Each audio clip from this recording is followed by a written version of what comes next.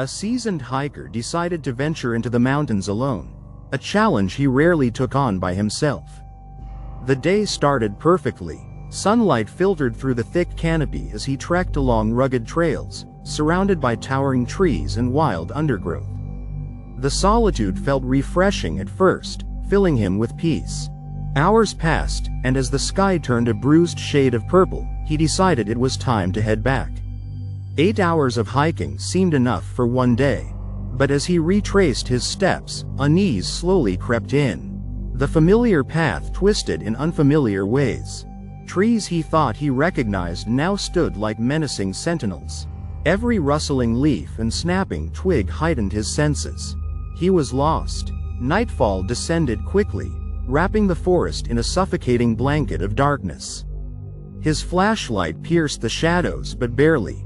Panic thudded in his chest as he realized he wouldn't make it out before his flashlight died. He needed shelter, and fast. Stumbling blindly through the trees, he spotted something through the tangled branches. A cabin, old and weathered, its decaying walls barely standing against the elements. Relief washed over him. It looked abandoned, but it was shelter. He knocked, but only silence answered. With no other option, he pushed the creaking door open. Inside, the air was damp and stale. Dust-coated furniture lay scattered, and in the center of the room, a surprisingly clean, single bed awaited, like it had been expecting him.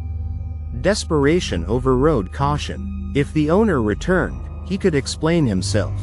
He convinced himself that whoever lived here must have been long gone. As he settled into the musty mattress, something prickled at his senses, watching eyes. The cabin's walls were covered in portraits, strange, grimy paintings of twisted faces, their features distorted into eerie grins. Each pair of cold, painted eyes seemed to follow him, their expressions locked in sinister amusement. He shivered, but exhaustion from the day's hike anchored him to the bed. His eyes drifted shut despite the unease. When he woke up, the first rays of dawn streamed through the room, warming his face. Blinking away sleep, he slowly sat up, and froze.